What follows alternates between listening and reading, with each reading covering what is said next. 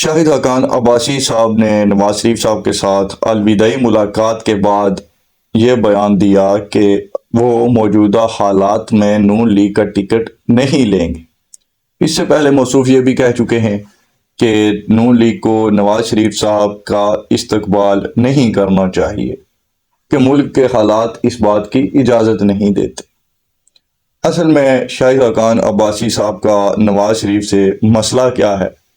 یا ان کی اور نون لیگ کی دوریاں پیدا کہاں سے ہونی شروع ہوئی، میں اس ویڈیو کے مختصر وقت میں آپ کے سامنے وہ تمام تر تفصیلات رکھوں گا، لیکن اس کی شروعات میں کروں گا جو شاہد حقان عباسی صاحب کی لندن میں میاں محمد نواز شریف صاحب کے ساتھ آخری ملاقات ہوئی، جو کہ الوداعی ملاقات کی حیثیت رکھتی ہے۔ عباسی صاحب جب نواز شریف صاحب کے پاس پہنچے تو نواز شریف صاحب نے ان کے ساتھ اچھی مہمان نوازی کی، اور اس کے بعد انہوں نے حقان عباسی صاحب سے کہا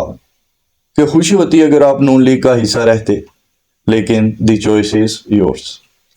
یہ کہہ کر انہوں نے شاہد حقان عباسی صاحب سے اجازت طلب کی، یعنی کہ ان کو کہہ دیا کہ آپ جا سکتے ہیں۔ یہ معاملات شروع تو ہوئے تھے جب فیض آباد میں دھرنا ہوا تھا، اس وقت وزیر اعظم تھے شاہد حقان عباسی صاحب۔ اتنے بے بس اور اتنے لاچار قسم کے وزیر اعظم تھے کہ وہ خود اقرار کر چکے ہیں اس بات کا کہ ان کے کہنے سے نہ تو پنجاب پولیس ایکٹیو ہو رہی تھی، نہ ہی اسلام آباد پولیس وہاں پر گئی، نہ ہی رینجرز وہاں پر جانے کے لیے تیار تھی، تو کوئی بھی ان کی بات ماننے یا سننے کے لیے تیار نہیں تھا۔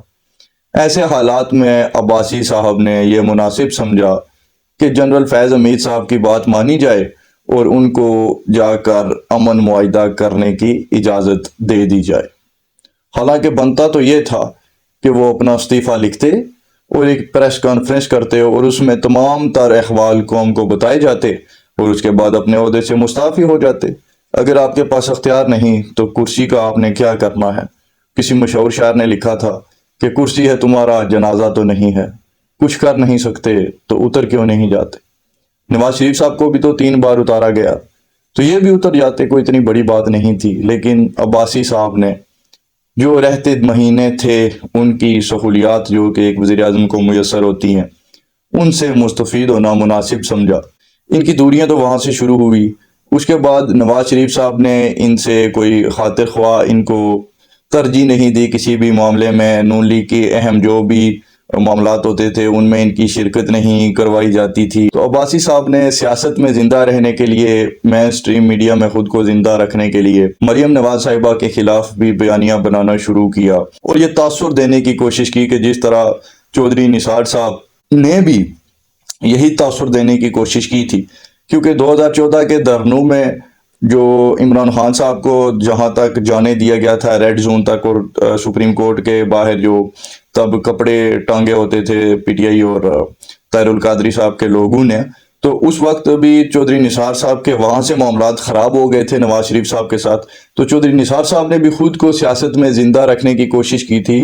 مریم صاحبہ کے خلاف بیانیہ بنا کر۔ تو اسی طرز پر انہوں نے بھی وہی بیانیہ بنانے کی کوشش ضرور کی، اور شاید چند ایک لوگوں نے اس کو صحیح بھی سمجھا ہوگا، لیکن اندر کی بات یہ ہے کہ وہاں سے ہی نواز شریف صاحب کے تعلقات ان کے بھی خراب ہو گئے تھے، اور نواز شریف صاحب ان کو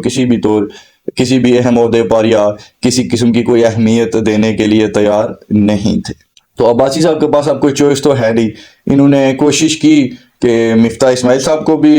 تقریباً ایک طرح سے لات مار کے نکال دیا تھا وزارت خزانہ سے نون لیگ نے، اور اسحاق ڈار صاحب نے آ کر پالیسیز کو کنٹینیو کیا تھا، ان کو بھی نکالے جانے کا کافی دکھ تھا۔ اور ادھر سے مصطفیٰ نواز کھوکھر صاحب کو پیپلز پارٹی والوں نے بھی اسی طرح سے، وہ بھی میئر کراچی بننا چاہتے تھے یا جو بھی ان کی خواہشات تھی وہ پوری نہیں کی گئی، تو ان کو بھی کافی دکھ لگا ہوا تھا۔ تو یہ تریمورتی جو بنی تھی، انہوں نے پھر کافی کوششیں کی یہ جماعت بنانے کی، یا ان کو کوئی بڑے گھر والے ان کے سر پر دست شفقت رکھ دیں، لیکن بھائی وہ بھی ہر کسی کو تو اٹھا کر آگے نہیں لانے والے ہیں، یا انہوں نے جو ماضی میں تجربات کیے ہیں ان سے وہ اتنا سبق سیکھ چکے ہیں کہ وہ اب فی الحال پاکستان کا جو بڑا گھر ہے وہ کوئی نئی جماعت بنانے کے لیے یا کوئی ایک نئی کنگز پارٹی بنانے کے لیے وہ بالکل بھی تیار نظر نہیں آتے۔ انہوں نے جو پہلے بنائی تھی پی ٹی آئی، انہوں نے اس کا اتنا مزہ چکھ لیا ہے کہ وہ اسی کو اب معاملات سیٹل ڈاؤن کر کے جو پاکستان میں صدیوں سے سیاست چلتی آئی ہے، وہ اسی کو ہی اب دیکھنا چاہتے ہیں پاکستان کے اندر، اور ہر کوئی اٹھ کر یہاں پر آپ جماعت بنانا شروع کر دے اور وہ وزیر اعظم کا امیدوار بن جائے، یا اس کو پھر بڑے گھر والے اٹھانا شروع کر دیں، اس کے خرچے برداشت کریں، اس کو بیانیہ بنا کر دیں اور تمام تر معاملات کریں، اور پھر پاکستان کی جو اچھی خاصی چلتی معیشت ہو اس کو خراب کر دیں۔ ایسا وہ نہیں کرنا چاہتے، کیونکہ پہلے ہی پاکستان کے حالات بہت زیادہ برے ہیں اس وقت۔ اچھی معیشت خراب کی تو چلیں، پھر بھی پاکستان زندہ رہا، اب خراب معیشت کو خراب کر کے پھر کہاں لے کر جانا ہے؟ پھر تو کچھ نہیں بچے گا۔